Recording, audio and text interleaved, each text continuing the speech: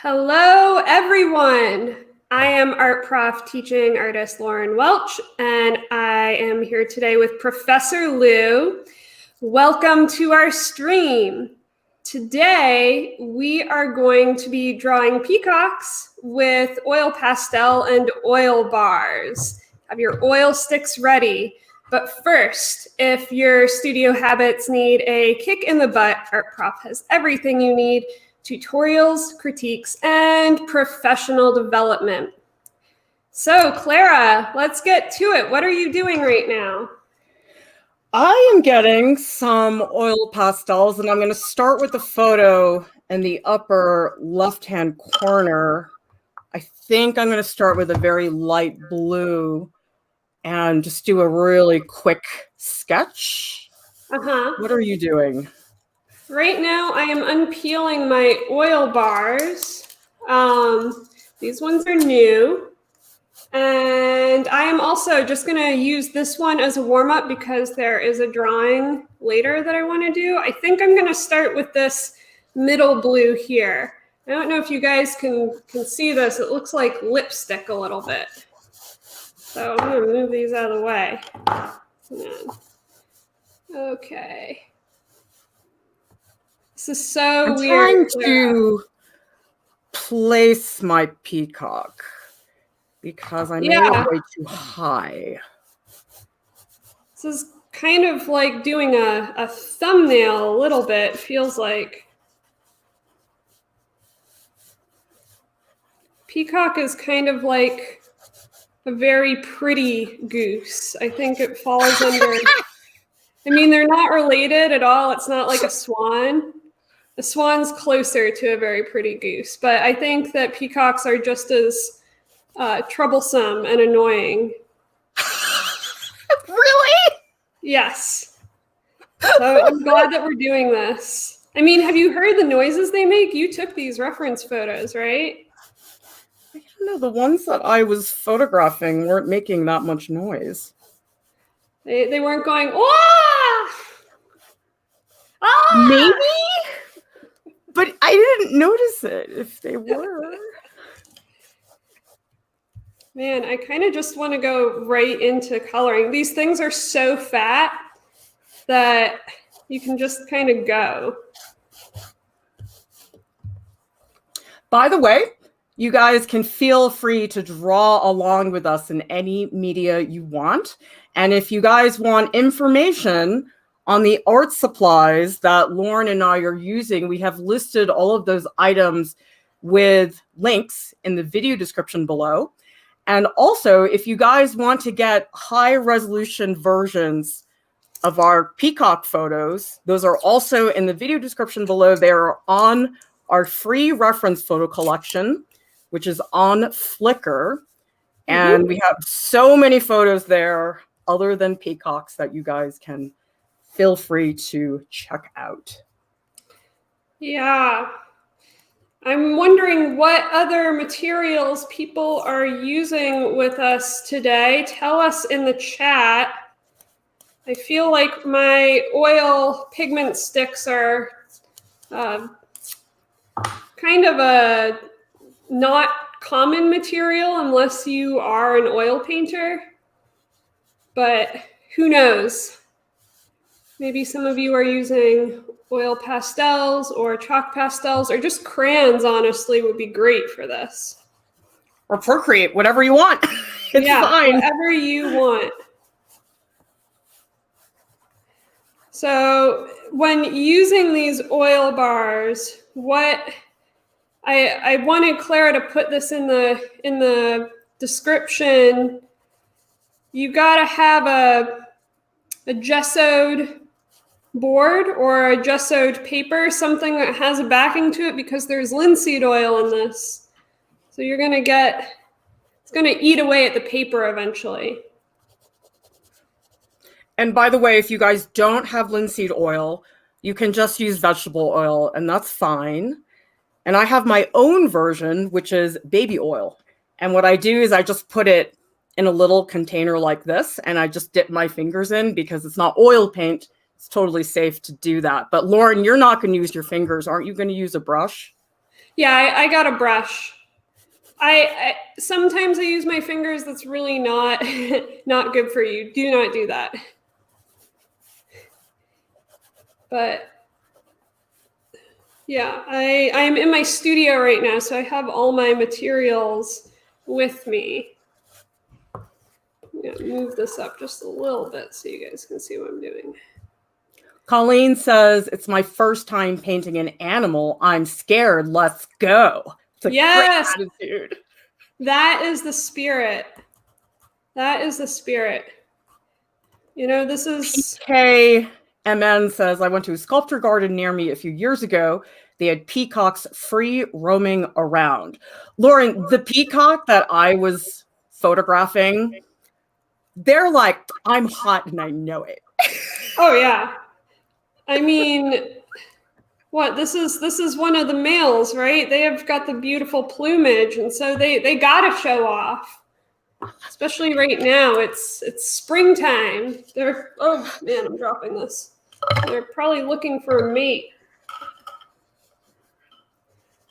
Has anybody ever seen an albino peacock? One of those white ones? So,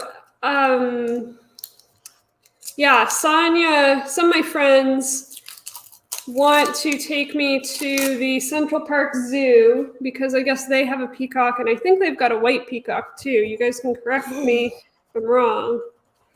And I guess it's very, very friendly. It really wants your food. Lauryn, did you read about the hot duck that was in Central Park? Yeah, of course I did. I drew the hot duck for the calendar this year. The bird calendar. You did? I guess I didn't look at your calendar carefully. Sorry. That's okay. Yeah, I'm all about all of the Central Park animal celebrities. Right now, it's a snowy owl. There was a snowy owl sighting. Yeah. And it's been seen during the day fighting with other predator birds, crows and hawks and things, and it looks very disgruntled. What I'm doing right now, Lauryn, is I'm squinting because that's all I ever do. And I'm trying to block in the feathers by large shapes as opposed to drawing individual plumes, if that makes any sense. I think it would be really hard to draw individual plumes for a peacock, wouldn't it? Because they're so... It's almost like strands of hair. You can't really see them. You can only see them as a mass. Yeah. That's my sense. That's totally the way to think about it, because I do think the first impulse is to draw individual plumes, but you're not really getting a sense of the mass. And these things are freaking big. Yeah. Yeah.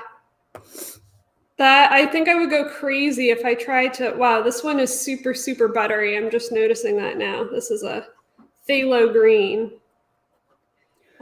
Michael is asking, when using oil bars, do you suggest using gloves to avoid getting it on your hands? Using oil bars seems more physical than using brushes. Yes. Yes, I would. Or using a barrier. There's a barrier that's called, I think it's Moo or something or other, or Utters. And it's some type of thing. And you put it on your hands, it's like a cream, and then it dries into a kind of plastic almost. And yeah, that's good practices. I'm not doing that right now. I'm not generally an oil painter, and I actually don't usually use them in this way. So don't follow what I'm doing necessarily, but yes, you got it right. You know, my focus is going wonky with my webcam. I'm going to try to fix it. Just focus on Lauryn. Okay. I'm using this one that I have right now is so soft. And so one thing, guys, if you are using these oil bars, they're made up pretty much straight up pigment and linseed oil. And if you've worked with paints for a while, you know that every pigment has a different character to it. They're all different. And so some of these bars are really hard and others are softer than eyeliner or lipstick. So every bar is a new experience here. Like this one's very hard. This is a Celadon green. This one's super hard right now. You have to push to get a color. Neil is asking, Lauren, what surface is that? Right now, I'm just working on paper, but once I warm up, I'm going to switch over to a gessoed canvas that I gessoed prior to this.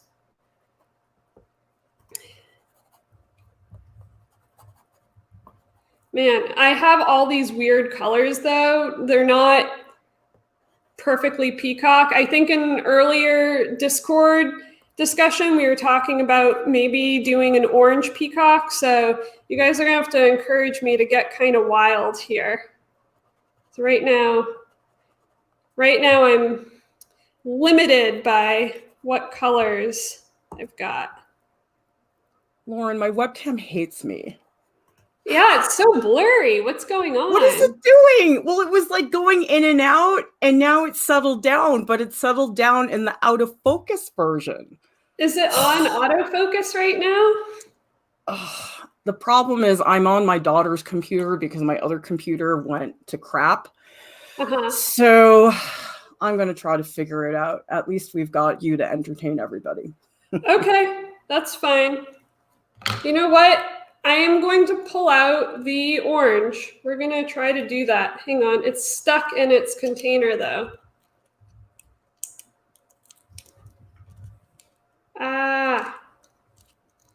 I brought a palette knife and an X-Acto knife for this purpose.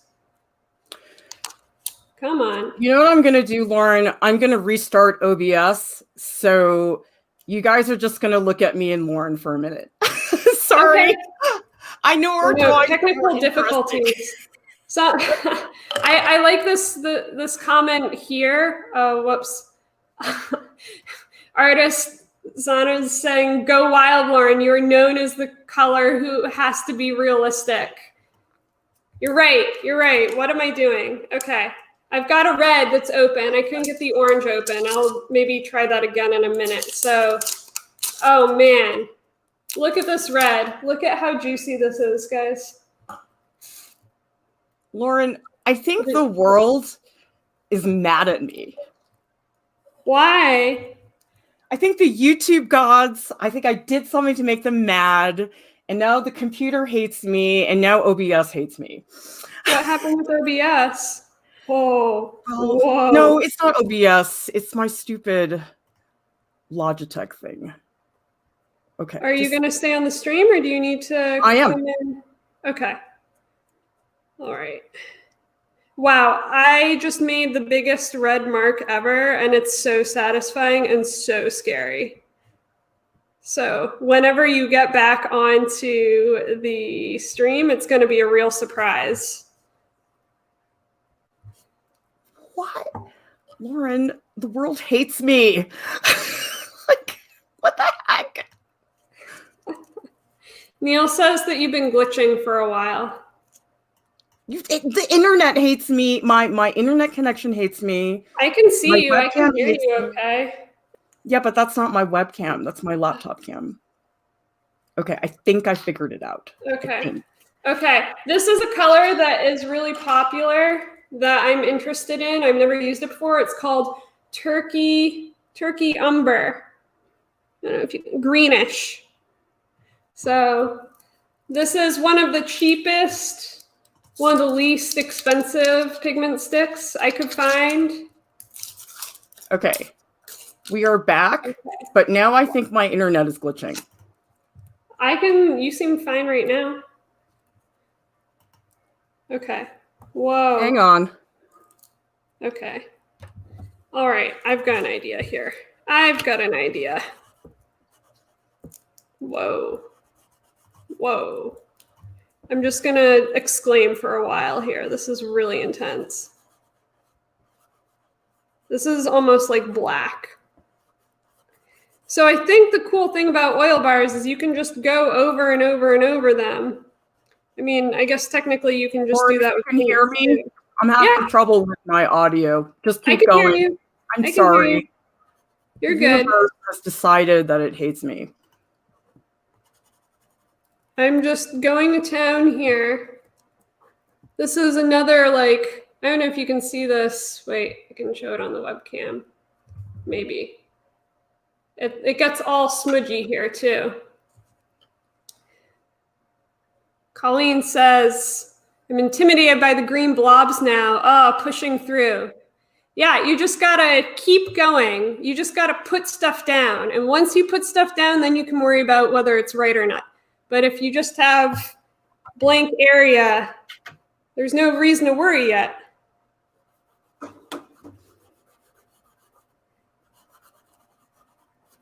I feel like I am a big toddler right now using crayons. Whoa.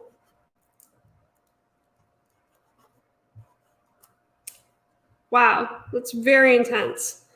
Let's see. Gargy's saying, do oil stick paintings crack like oil paints do? The layers are thick. I mean, this is basically oil paint. All that's in here is pigment and linseed oil. It's just like paint, except there's more pigment in it. So I would imagine yes. I think that, I mean, you can layer it with just straight up regular oil paint. So yeah, it has all the same kinds of interactions. Lauren, I think I'm back for now. It looks good. I can see it just fine. Okay, it's just I was having trouble with my Bluetooth. You've been clear this whole time. Neil No, I know, but I couldn't hear you for a second. Okay. Well, I've just been talking and nothing that I say matters, so you didn't miss anything. Neil is asking if I'm afraid that I can't erase. No, Neil, I'm never afraid that I can't erase, because if this comes out bad, I'm just going to throw it out.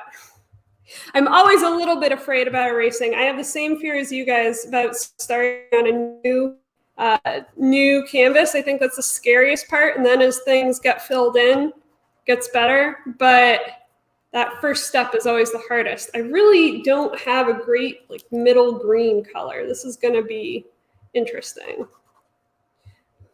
Lauren, I was responding to a post today that was in the Discord.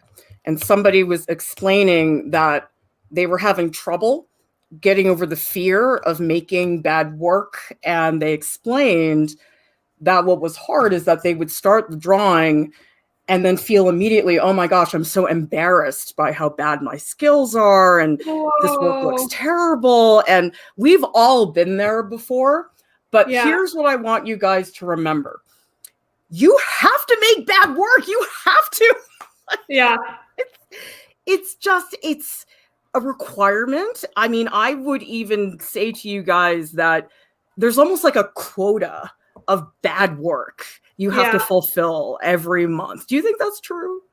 Totally. If you are afraid actually, and you let that fear take control of you, then you end up making work that doesn't go far enough, which is also is like an even worse kind of bad.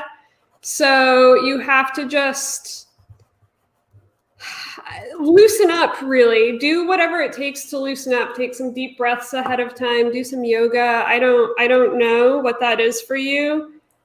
For me, I think it's putting on a podcast and eating food, not while doing oil bars. That's not a great idea. But,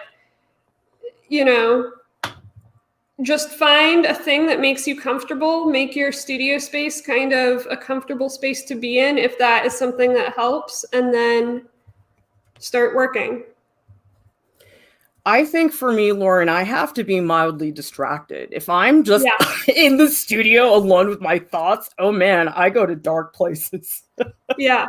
I mean, that is totally real. This is a mess. I'm going to try using a brush on it just for kicks. I think I got my oil here. Nolan says, oh my God, I started out with my quote art journey with alcohol markers and I sucked. It was very embarrassing. Once I started painting, I enjoyed art more. That's going to happen, you guys. It's definitely a part of the process. Yep. Yes, it is. I've made plenty of alcohol marker drawings that have been very, very bad. Ooh, wow. Wow.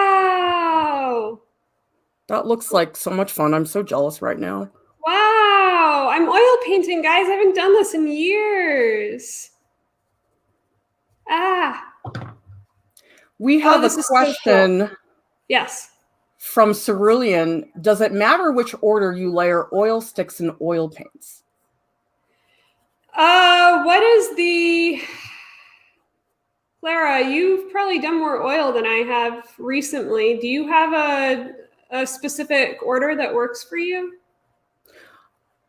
I think Cerulean is asking more about the archival side of it as opposed to process. That's my guess.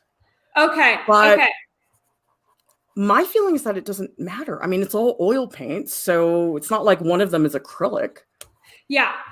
So, but that does raise an interesting point. So when I use my experience using oil bars, ooh, I got stuff on there, is using them on top of acrylic to create an optical mixing kind of texture.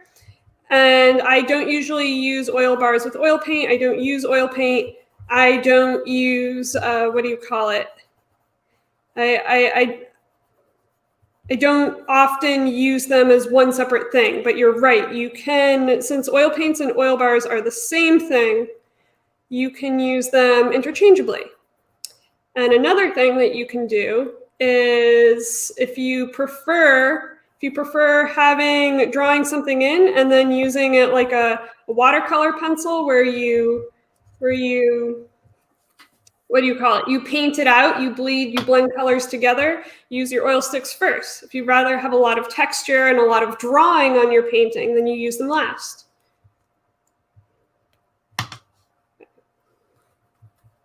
This is so crazy. Silver Kick is saying, I've been wanting to get new paper for my oil pastel drawings, but pastel paper is too expensive in Brazil. Do you think craft paper is a good alternative? I think it's fine. For me, the more important thing when I'm using color media is that I have colored paper, not white paper, because white paper drives me crazy. It has that funny white grain that is pretty much impossible to get rid of. And I think as long as the paper is not like tearing as you work on it, I'm sure it's fine. I mean, I don't get that uptight about paper with oil pastel. I am about watercolor, but not about oil pastel.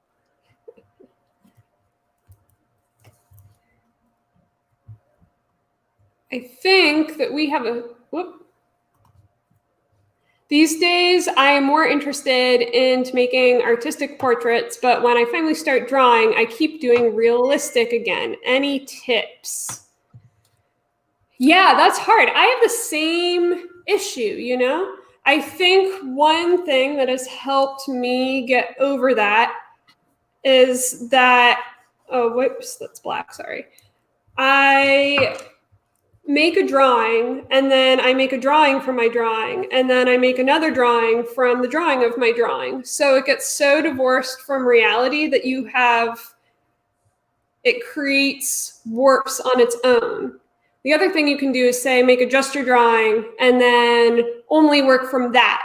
Get yourself several steps away from, several iterations away from that reality, and you might find more stylistic processes becoming a little easier.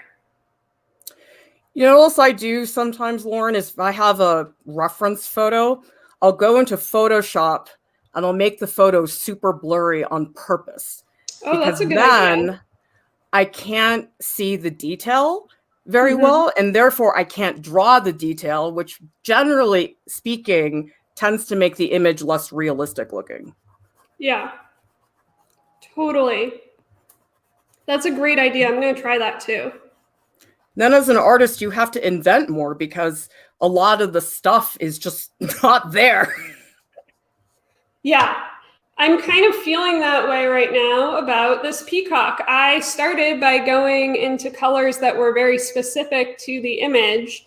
They said blue, ultramarine blue, phthalo blue. Okay, I can do that. But I don't have any good greens that match. So now it's just crazy color right now. And I'm not even really looking at the picture anymore. I want to give a shout out to RB Dick. Thank you so much for the super sticker. All of these contributions, you guys, they add up over time, and they are so important to make sure that we stay up and running, that we have no paywall for our content. And you guys, do you know why Lauryn is here doing draw-alongs? She's here because we had a very generous donor who gave us the funds that allowed us to purchase the equipment. That's the difference with these contributions. It actually really affects our programming. Yeah. Yeah. There's so many times where I'll suggest something, and maybe some of you guys have run into this too, where we suggest something cool for Art Prof, and then Clara says, no, we don't have the budget. And I hate it when she says that. It makes me sad. Sorry. And it comes up a lot, comes up so often. And so we have this long list of things that we want to get to, but we don't have the budget for. And now we are finally starting to have a little bit of movement on that. And I'm very excited about that. Some, but there's so many things I really want to do. What do you want to do, Clara? What do you want to do that we don't have the budget for right now? Just off the top of your head, one thing. I want to have enough budget to produce Alex Rose podcast. We have first episode ready to go, and I just can't make the time to do it because I have too many other things on my plate. Because the issue is that I can either pay somebody to do it or I can do it myself. And right now, doing it myself is cheaper than paying somebody else. Yeah. Yeah.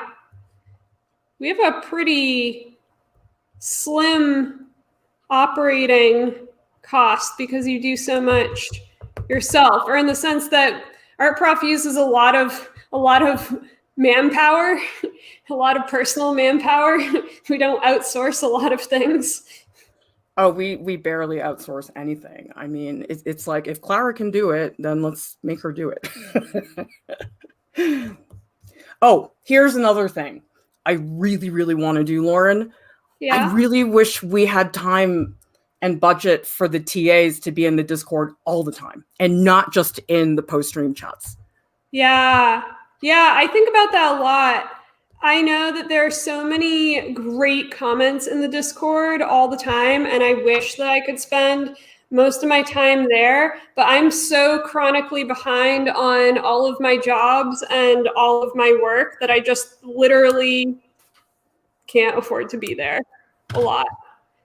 But it's sad because everybody there is super cool. It is my favorite place to go. I always feel so cared for by you guys over there. So one day.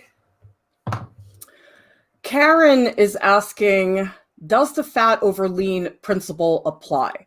I would guess it does because it's oil paint. What do you think, Lauryn?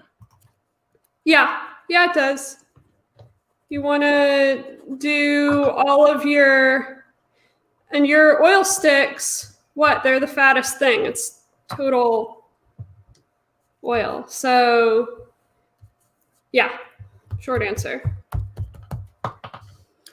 And we have another question. PKMN says, do you need to work on a gessoed canvas for oil sticks? Yes, or a gessoed paper, gessoed something.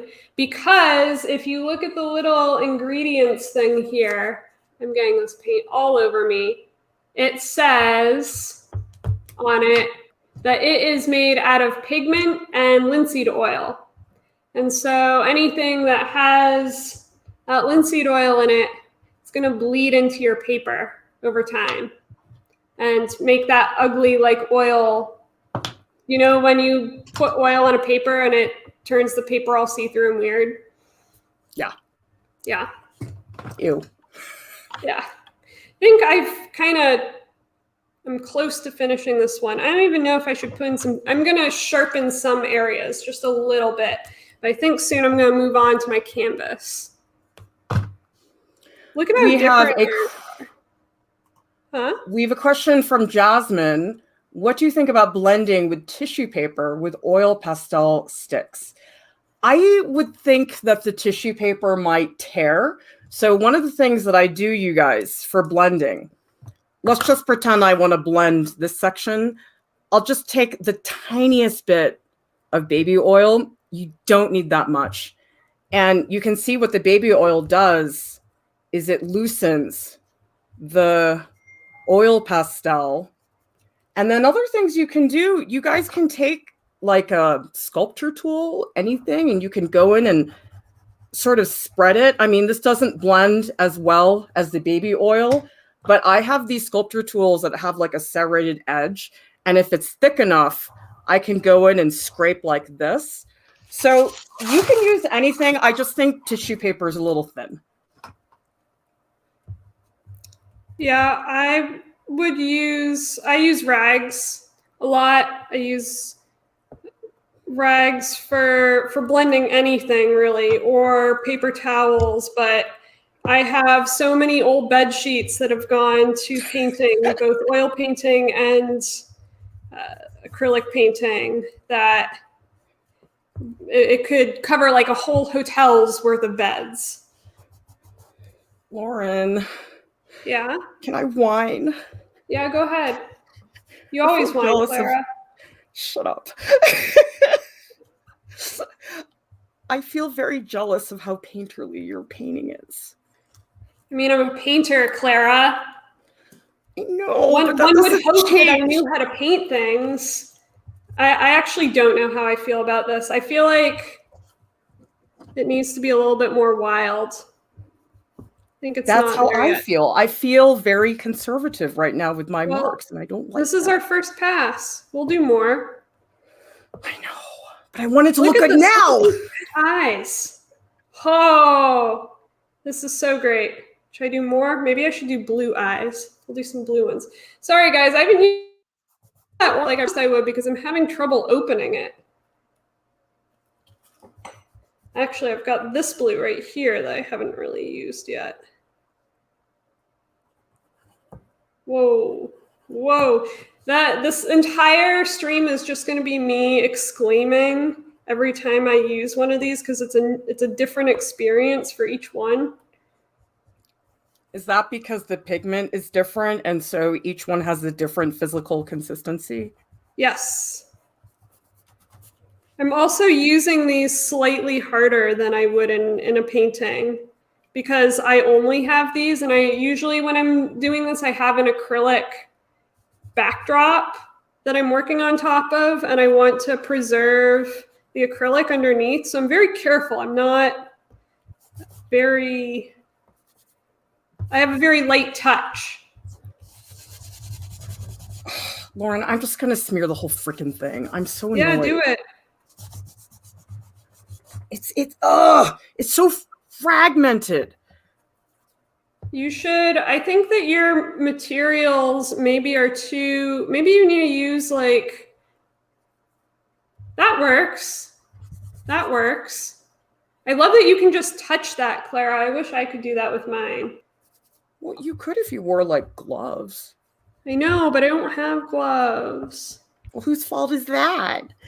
I wasn't prepared. Karen is asking, can you push hard enough with canvas? Yes, you can push. That's why I love canvas, because if you got it right vertical on your wall, actually you can do it flat as well. You can go so hard on it. The canvas has a little bit more integrity to it since it's fabric. So you can really push things. Oh, I'm kind of like in love with this now, though, a little bit. Oh, Lauren, what? I'm developing mega artist jealousy towards you right now. You shouldn't. I'm like getting things when I mix these. This is the thing that I forgot that I hated about oil. When I mix these, they all get stuck to each other. Oh, yeah. You know? Oh, you also get these oil pastels. They're not as thick and juicy. They're thinner. Yeah. Yeah. I mean, this is great though, Clara, because the last stream that I did with everyone, I had a lot of trouble with my markers showing up and looking as saturated as, say, Jordan's work, because he was working on the computer. So this kind of gives me it's redemption. I mean, my super juicy color, right? So I finally have it. There. Oh man. Oh, now I'm going all the way to the edges too. Anonin says, are Lauryn's more toxic because of the density of the pigment, or is there something else that changes the toxicity? So I'm not using any cobalts here. I have CAD, but the CAD is only really super toxic if you inhale it. And these are not, they have no dust at all. This is more like a lipstick than a, what would you call it? A chalky type pastel thing. So there is not, I mean, yes, I should be wearing gloves. I should have that barrier just to be safe, but I'm probably not going to die from this experience. I also don't do it that often either. I think if you were doing it every day, you would want to develop some really good practices. I'm also not using medium. I'm only using oil, and that makes a big difference as well. Okay. Fortunately says canvas board might be good for oil sticks. Yes, canvas board would be great for oil sticks. Definitely recommend. I can't get too detailed with this. I think maybe this is something I should practice more. Cerulean is asking, I've been buying cheap canvases from the dollar store. How much better are expensive canvases? A lot better. I mean, this is coming from someone that uses a lot of dollar store canvases. Actually, there's a great deal that you can get. Say you go to one of those places like a Michael's or something, and they'll have 20 canvases that you can get for $7 that are 8 by 10. And I'm going to move this now, so you guys. But when you are making your own canvases, you can gesso it to the thickness that you want. There's more integrity to the canvas itself. There's much more integrity to the wood. So you're much less likely to have a warped canvas. That's my biggest pet peeve with store-bought canvases. They always come out warped. And these pieces that I do, they're going to galleries, right? And I can't give them a warped canvas. I mean, sometimes really I have. They get mad because they need to fix it. That's time that they need to spend doing other things. I mean, if you're just messing around and it's not going to a gallery and you're just having fun, that's fine. But the thing is, Lauryn, you never know where your work's going to end up. Oh, yeah. Yeah. All the time. All the time. The best pieces end up on the worst canvases. And then you have to re-stretch them. And that's extra time. And that really sucks. Oh, hang on.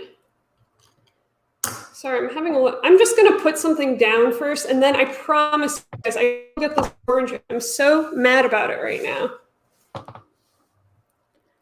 Okay, Neil is asking, how about warped watercolor paper? Do galleries hate those too? Watercolor paper is a different situation because generally speaking, what you would do is you would frame it. You'd probably put a mat over the piece and God, I can't talk. You would do that.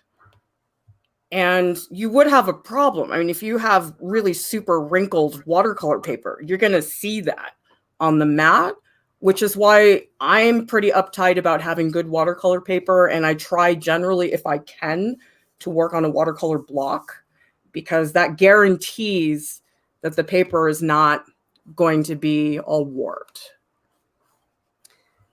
Yeah, there are ways that I've heard that you can unwarp watercolor paper. I Oh, it's have a used them, but pain. yeah. I mean, it's a varying success, you know? I've been using acrylic on that Arches watercolor paper, and it does okay. I get a little bit of warping one way, the horizontal way, and I can kind of bend it backwards so it unwarps a little bit without having to go through the whole process, but yeah. Let's see. Mr. Mystique is asking, do you add regular oil paint to a piece when you use oil stick? Yes, you can. I don't personally because I don't work in oil. This is the only oil. I add oil on top of acrylic, but yes, most people I would say use them together in one piece. I mean, again, it's straight up oil that you're using, or straight up oils and pigments. Julia is asking, what do you mean with a watercolor block? So a watercolor block Ooh, I've got is one here. several sheets of watercolor paper, but instead of a pad, which is individual pieces, they're glued on all of the sides, except for one little spot they leave open so that you can stick in a palette knife and like take the paper off. But the watercolor blocks are wonderful. They ensure that the paper stays flat because basically what it is, it's like a pad of watercolor paper that's stretched.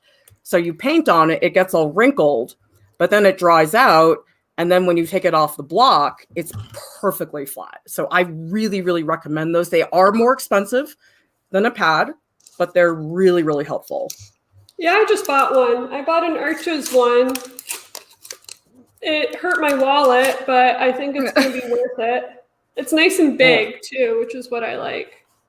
Anything with Arches is going to break the bank. Yeah.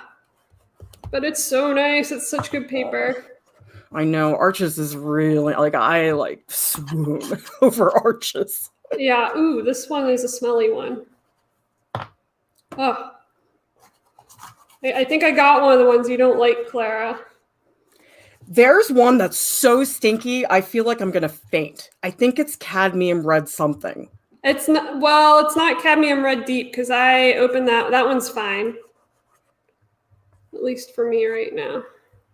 Starting with the background. I'm so mad at this orange. I don't want to spend all my time opening it, but I really, really want it and I can't get it out. Does anybody have any tips for getting an oil stick out of the plastic container? I feel like I'm opening a pickle jar right now. Why don't you use a razor blade to like cut it open? I just don't. Yeah, that's what I'm doing. Lauren, I hear some whiny sounds coming from you. I know. I'm just mad at this. Who here whines to themselves when you're working? I do. I'm like, oh. Like maybe I need to put some oil inside of it and that will get it out. I have plenty of oil here.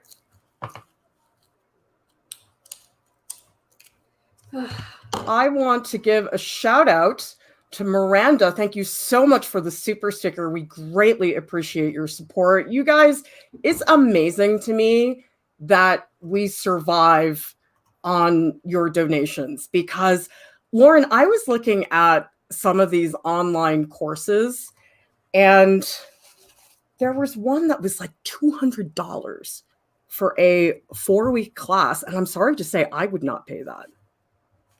Yeah, I think that I have known a lot of people that have started,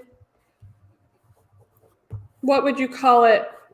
What they would think is democratic art classes, but they still have a paywall to them. And it's not like everything in the world needs to be free. I mean, that wouldn't be fair either. No. I think that that's something that is really important about what we do is that the vast majority of the content that we have is for free. And no, all of it's for free. The only stuff we charge for is a private critique. Right. I guess that's what I mean. you know? Yeah, yeah. So like we don't have any tutorials you pay for. They're all free. no.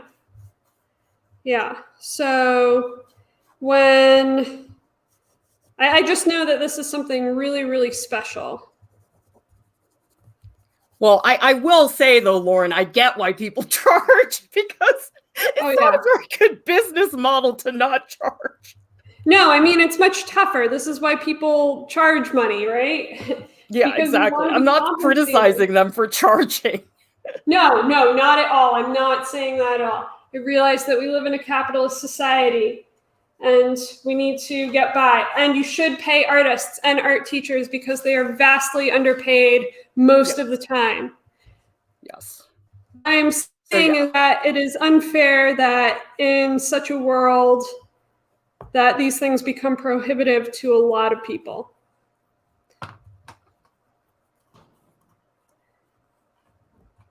Yeah, support your local art teachers, guys. Thank you so much, Karen, for the super sticker. You guys, this is wonderful. We get several super chats a stream. That really adds up. So thank you so much, you guys. Thank you. Yeah, these super chats go towards the YouTube income, don't they? Oh, yeah, absolutely. Everything matters. Lauren, we have a question from Miranda. What do you do with opened oil sticks? Will they dry up? You can reactivate them with linseed oil, generally. You can use like I've got some right here. They have these little plastic containers that they come in a lot of the times, and this can help you from having to reactivate them. Just plug them back up in here when you're done. I like this have them all wrapped up. Like that both protects your hands and it also keeps the oil sticks a little bit better protected. Let's see. If you guys want to see what I'm working on right now, because I know Clara and I are working on different ones. I don't know if you can see that there a little bit. It's a profile, a majestic profile. We have a question from Julia about the watercolor blocks. Would I achieve the same result taping the paper to a table or base? Well, what you can do if you have a single sheet of watercolor paper, what I use is paper tape. And it's like that gum tape where you activate it with some water, the glue. And what you do is you soak the paper first, so it's totally wet. Yeah. You put it on a board with the paper tape, and it's going to look horrible for a while. And then the next morning, it will be perfectly flat. So that is really nice if you're doing a single sheet, although we have another comment from somebody. I have to find it.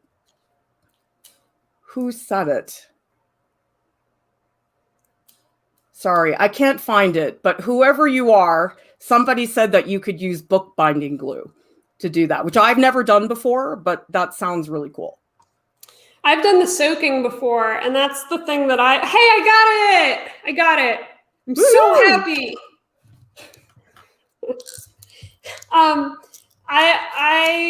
In doing monotypes, we would soak our paper first because the monotypes, I think, were really wet as well.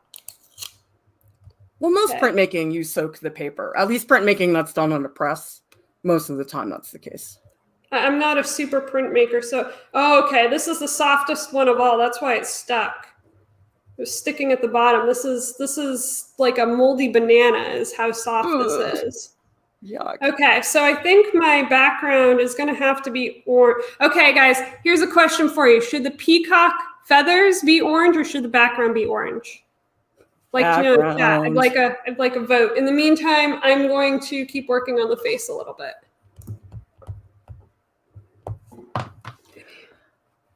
I'm going to give a shout out to Jessica. Thank you so much for the super sticker. You guys are doing great today, helping us out. Yeah, this is crazy.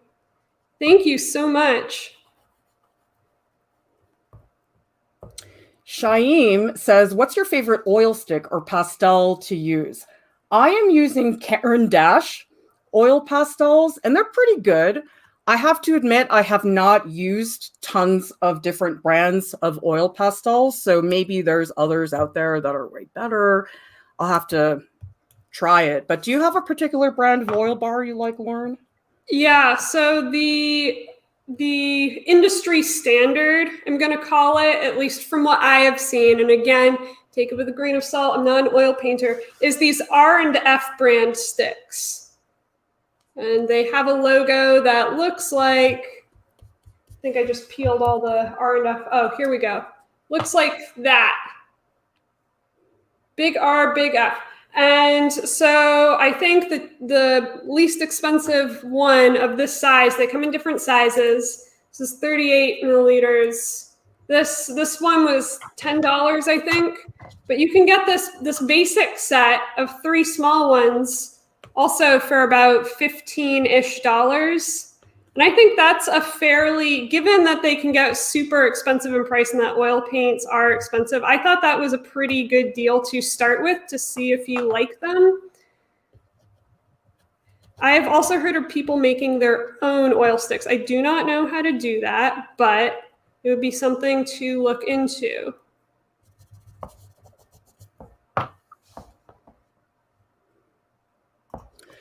Neil is asking, Lauryn, I have cheap paint markers that are not opaque at all. Any tips to take advantage of the translucency of the paint marker? Ooh, blending. Absolutely, blending. Or just using them. I'd say this is a thing that I do. If your material has a flaw, find a way to work that flaw, to make that flaw your thing. So with markers, I guess that would be doing all the blending or getting really weird textures. Again, one of my friends that does a lot of marker stuff, she just goes crazy making them all blended together into this big mess, and she gets these really cool textures and bleed throughs from it. You can also say, try to use water with it a little bit and see what happens. But that's how you find your own signature way of working with your materials. You know what I think about supplies when they're not behaving? What? I think about it like my kids. I'm like, if I tell them to do it, they're not going to do it. Yeah, totally. Totally. I just remember I was trying to do a video. I was taking a video class and I was trying to chroma key something. That was the class. And I did it really poorly. And so half the image showed through and half of it didn't. And that became the basis of the film that Eloise and I are working on now. So that was a big deal that it wasn't working. It ended up being a thing that was important. That's awesome. So you guys really capitalized on that quote error. Yeah. Okay. I'm looking at these comments back here to see what I need to make orange. Anon is saying background orange. Nolan also background. Certainly background. Looks like a lot of backgrounds from you guys. Okay. I will do it. I will do the background orange.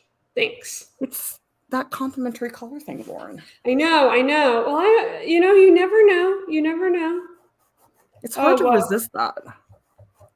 I think I might have to try using the brush again for this. This is really intense. Look at how orange this is. This is just falling apart in my hand right now. Neil is asking, is it okay to use regular painter's tape instead of paper tape? The issue with the painter's tape or any just regular masking tape is oftentimes because the watercolor paper is wet, the paint won't adhere. So that's why the paper tape is really nice, because the paper tape, when it gets wet, that's what activates the glue. So that is the best result. I mean, you could try it. I've never done it before, but the paper tape is like a guaranteed win. I can comment on that, Clara, actually, because I've used painter's tape with the arches when doing those stills, and it works fine. Oh, okay. Well, good. Don't listen to me. I mean, I've had experience with painter's tape, like the blue tape and paper tape, and both are okay. Awesome. MT Shambles is saying, how do you store oil pastel pieces? I've amassed a few myself, but I'm afraid to stack them and I'm running out of wall space. What I do is I put a sheet of tracing paper on top of it, and it seems to be okay. I think unless you have a brand like Sennelier, which is like really, really sticky, you're probably going to be fine. But maybe someone else in the chat has suggestions. I'd love to hear if anybody else has another way to do that. Oh, whoa.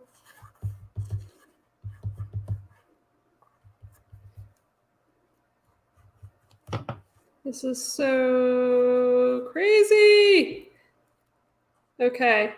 I don't know if I recommend this orange or not. It is so wet. It's getting all over my hands. It's very intense. Yuck. Is it the color that you don't like, or you don't like the feel? The feel. It's a little wet to control. This is what So you're having trouble getting it to behave? Yeah, I mean, I don't need it in a point or anything. I'm just worried that the actual bar is going to fall apart. You can't exert a lot of pressure on it. Can't exert a lot of pressure. Okay. I'm going to use some of this color. Mr. Mystique is asking, have you ever heard of dry brushing on an oil stick image? Would it create an abstract image? Yeah, you can use dry brush on it. It's going to work differently for the different colors because as I am discovering here, some of these are super, super wet while others are more dry. And the wet ones are going to be easier to manipulate because they're still wet on the canvas. So, I mean, actually, that's still pretty wet too. Yeah, I would definitely try using the brush on this, dry brush. I mean, I'll tell you guys, most of the time when you ask questions, I say, try it. Let us know. I feel like that's kind of a cop-out, but it's true. I don't know. I love when I see people giving each other tips in the chat on how to use different materials, because we definitely don't have the answers for everything. I was telling Clara beforehand here that I was going to mess up a lot because this is a new way for me to use these things here. So why am I even on the stream doing this if this is new? And you're like, oh, well, actually, it is helpful to see someone trying something for the first time. And to see them fall on their face. Yes. Definitely. Whoa, okay. Wow, we have a lot of super stickers, Lauren. We got one from Solar Shine, and we have one from Mr. Mystique. Oh, you guys are phenomenal. Thank you. I mean, I know that we're the ones here doing the tutorials and all that, but you guys are what makes this community so vibrant. We're part of it, but we're not the bulk of it. Yeah. Yeah, I mean, Clara, do you remember when we were doing those streams and we hadn't really had very many people that knew about us yet, and there was just no one on when we were streaming on YouTube? I mean, we are better at this than we used to be. Some of our old videos. This is very true. Some of our old videos are really, really bad. They're so bad that I unlisted a bunch of them. Did you delete all the old ones, or can people actually go back and see the really bad ones? I never delete the videos because I just think, who knows, maybe I'll want to show this someday when I'm on Good Morning America and then Oprah's interviewing me and I can say, look at how terrible we used to be. But they're there, but they're not visible to the public because some of them are just so bad. Yeah. So okay, I get what you're saying. I kept a few because I do think it's entertaining to see a couple, but we don't need to see that many bad ones. Yeah, you guys will get bored of the bad ones. Okay, I need to figure out what else I'm going to do to this peacock here. Kian says, every time I'm doing a colored piece, most of the time, it just ends up being more focused on complementary colors. Any tips? Try doing an analogous one. Don't let yourself use the complementary color, or try to find that highest contrast within an analogous framework. I think that's Lauryn, can you explain analogous for people who don't know what that means? Analogous means the colors. If you're looking at the color wheel or at a rainbow, it means the colors that are directly on either side of that one color that is your primary color that you're using. So, for instance, the analogous colors of green and I'm getting this on my sleeve. The analogous colors of green is yellow on one side and blue on the other. You'll have a cool painting. So no red involved. Or the other thing you could do is try using, usually when people say that they're really stuck with doing complementary colors, they're mostly stuck or reliant on one set of complementary colors that are their favorites, and the other two are hard to do. So in that case, I might try doing the complementary color palette that is really hard for you. So for me, that is red-green. Red-green's the one that I understand least. My easiest one is purple-yellow. I also think, Lauryn, that blue-orange is the most common one. I feel that I see that one a lot in movies.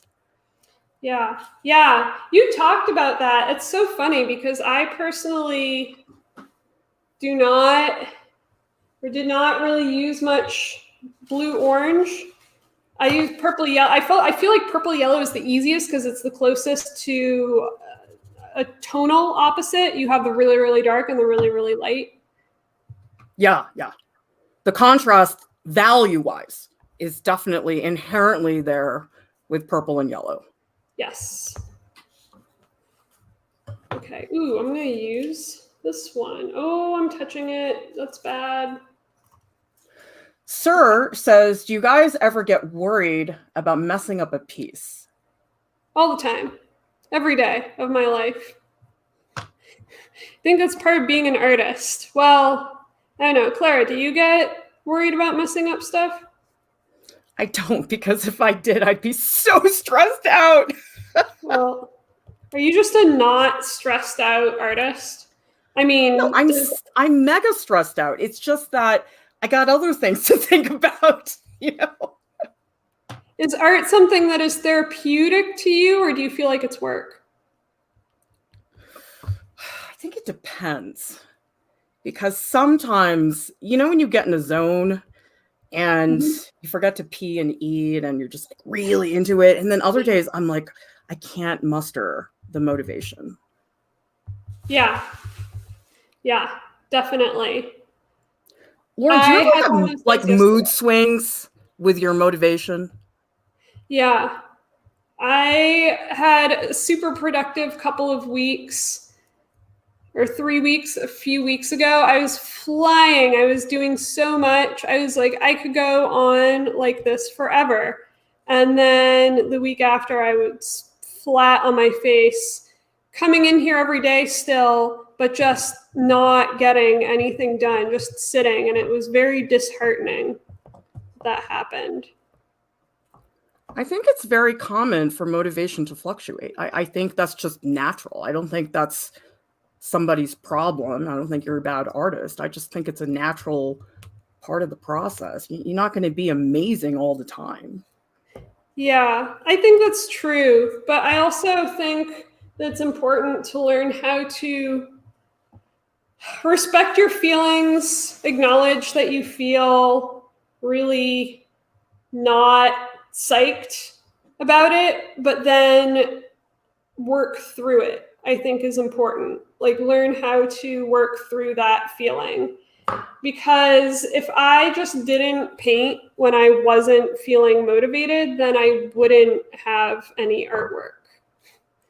Oh, I would never paint. Sometimes you just gotta suck it up and do the work, even when you don't feel like it. Yeah, totally.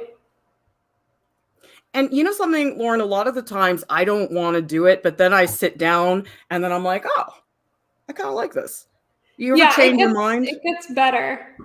It definitely, that's my experience too. I need to get in the zone. Some of you have talked about this idea of flow, where you are just, you lose track of the time and you really, really are getting deep into what you're doing. And that is the best part of making art. I think I felt that when we were on stream, or when I was on stream last weekend with Jordan. The time went by so fast, and when it was up, I said, I want to do more though. Not done. And it does really help to draw with people, because sometimes I don't want to do it. And then the person I'm with is like, no, keep going. And just them saying that gets me to quit whining and get to work. Yeah, same. Absolute same. Let's see. Rebecca, thank you so much for the super chat. We greatly appreciate your support. Wow, you guys are just killing it today with these super chats. Thank amazing. You. You probably made Nuno is asking, what's the key to be successful when you're in the art industry? Oh my gosh. Where do we even begin with that? Yikes. That is a really intense question if I ever heard one. Someone in my class was explaining it as being a bunch of baby sea turtles in art school.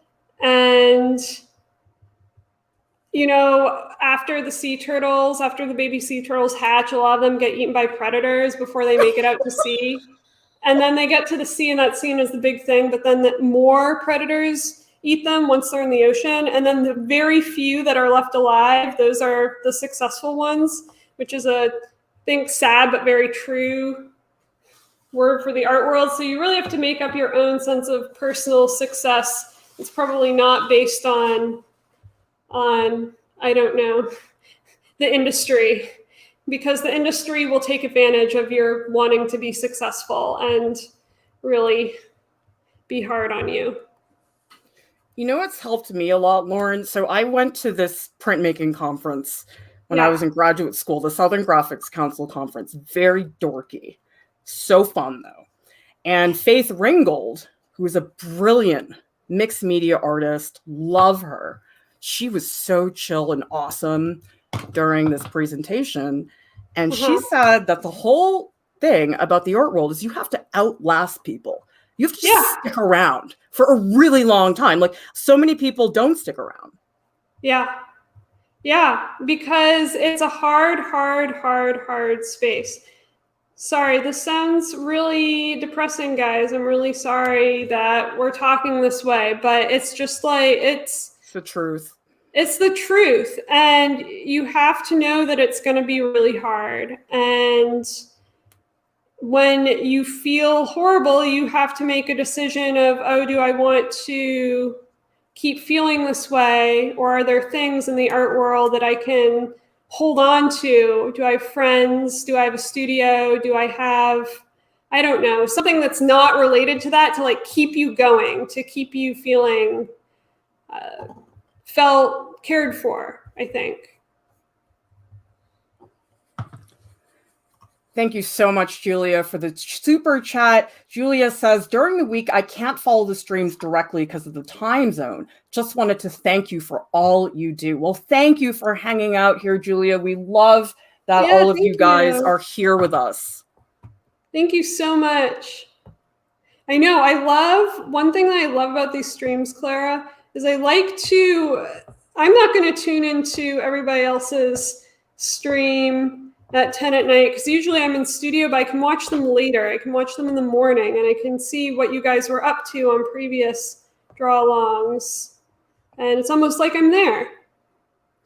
And we have a lot of people that will do an old draw-along, and they'll post work from an old draw-along in the Discord, and I love that. That is like super fun to see what people do, even when the stream is not live. Yeah. Yeah, there's no time limit on these, guys. Your results from this are always fun to see. Domini says, how do we avoid muddy colors while painting? And even if we have them, how can we manipulate it to help us? I would say, Domini, it's all about getting your saturated colors to work with your bright colors. One is not more important than the other. They work together, and that's the issue. Is muddy colors get sort of shafted because they're ugly, but they're important. But if you're hitting this point of muddiness, which I've definitely hit towards the bottom of this canvas here, one thing that you can do is you can wipe stuff away. Even with acrylic, with oil, it's very easy to wipe stuff away. Put your paint thinner on a rag and just go at it, get it all off of there. And then you can paint over it once it's dried a little bit. With acrylic, you just put water on it and you can scrub it out. Or I've been able to scrub stuff out. You can also sand stuff out too. That's another way to get it back down to square one again. I think mud can sometimes be really overwhelming, or it is a symptom of overwhelm, of not being able to figure out what to focus on. This is getting muddy. I mean, I struggle a lot with that, Lauren. I feel like you're so much bolder with color, and I'm always trying to fight the gray, but then I'm not very good with the saturated colors, and I get all worried. It's not easy for me either.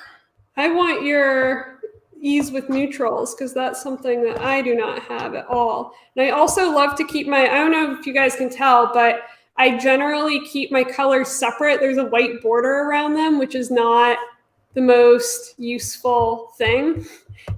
So that's something that I'm trying to figure out how to be okay with, is this allowing things to touch and change each other as I'm working. Do you not like your food to touch on the plate? Oh, I don't mind that. I love my food touching on the plate. It's specifically people a color really don't like thing. It. Okay. Oh. Jasmine is asking, what colors should you put down first so you don't lose other colors you want to show? I'm one of the people that starts maybe with the light colors first and then works to dark, I think. I'm the opposite. You work dark to light? Yeah. Why? Because I love black. I think black is awesome. That's so interesting to me. I find that so, I don't know. Maybe that's the issue then, Clara, because once you put black down, that's the one that you can't really get rid of unless you want to paint over it with gesso, which I guess is certainly an option. I just love black because I think it's the printmaker in me. I just love like deep Hades underworld Tartarus black. Yeah, I rarely ever use black, actually, I think, now that I'm thinking about it. Did you know that my daughter a couple years ago requested that her birthday cake be Tartarus? What is Tartarus? It's Hell. Oh, I see. I get. Wow. Your kids are too intense for me, Clara. Well, another year she had an eyeball cake. That was kind of awesome. Yeah, I thought the eyeball one was really cool. Oh no. I made a muddy mistake. Ah. Oh well. There. There's all this, there's like a hardened edge around some of these, which is, don't know how I feel about yet. Okay, I'm stuck around this head area. Oh, you got any students from India, Clara? We do. We have a lot of people from India, actually. It's quite remarkable. I mean, I feel like we have people from everywhere. Yeah, definitely. I love seeing where everybody is from when we do these streams. I think it's really cool. I never thought I'd be talking with so many different students from so many different places. I mean, Lauryn, I've talked to people in Nigeria, in Morocco, in Colombia, everywhere. I don't think there's a single place which we have not seen represented to some degree. Yeah. Maybe Antarctica. I don't think I've seen anybody from Antarctica, Clara. Is anybody here from Antarctica? Give us a shout out if you are. Yeah, please let us know. And PKMN says, is there a way to use the oil sticks to create impasto? Yes, you can. I mean, I'm not going super hard on these. I'm trying to salvage them a little bit, but they'll come off in chunks. I mean, it's, again, they're really wet, so you have to allow them to dry a little bit, but you can press them so hard that it just crumbles along in this way. That's impasto-y. You're not going to get the juicy brush stroke mark because it's a different type of tool, really, but you can get that built-up quality.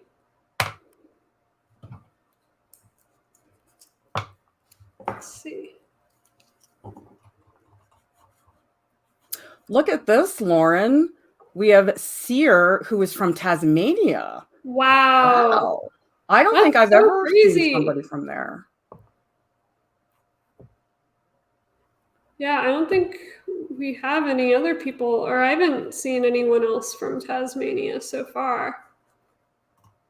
Yes, Maria. Lauryn is the one on the left. I am on the right, in case you guys are wondering. Yes. Elisa says, the more I hear about Clara's kids, the more sure I am that they are cooler than I will ever be. Yeah, I mean, same. Lauryn, I will say, though, if I had $1 every time one of my kids said, go away, I would be a rich lady. Well, that seems, I mean, if your kids weren't like that, they wouldn't be real kids, Clara. That's true. Vanessa is asking, in a previous video, you said you don't use black in oil painting. Is it true? Well, Vanessa, for me, I don't do well with straight black paint because to me, it just feels very dead as a color. And I just have certain mixtures of black that I just really like. I love Viridian with Alizarin Crimson is just awesome, and deep juicy purple, and I just really enjoy that. So I have not found a reason for me to use a lot of straight black paint, but I mean, I'm not saying you shouldn't. It's just for me, it's not my personal taste. What about you, Lauryn? Yeah, I mean, I will use black as a flat color sometimes in acrylic because I do a lot of patterning, but generally speaking, I'm using really dark mixtures of things. I don't think that there's anything wrong with using black. It's just we always teach not to use black because with beginner students, they use too much of it. So the way that I also see teaching these kinds of things too, Clara, is that it's not that it's a hard no that we're saying you can't use it. You just have to say that they can't use it because then they'll use it in a subtler way to try to cheat. How do I say it? You say no so that your students learn how to use it better, learn how to cheat better with it. So I remember in Clara's class, she said we couldn't use photos. And then in, I think, half of my drawings, I still used photos to some extent. I just used them in a way that was not as obvious. And I think that can be good enough. I think the black thing, it's really for introductory classes. Whenever I've taught an introductory painting class, I do see people, they just go right for the black right away, just automatically. And they don't consider that there are other options. And really what it's about is just getting people to see other options. So the ban is not really a ban. It's more just a temporary ban until they see the options. And then they start to be more adventurous with their color mixtures. Yeah. Yeah.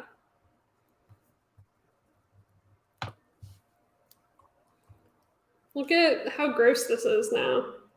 It's very orange. This is the thing I'm not used to. I'm having my colors touch now, and I don't know how to feel about that.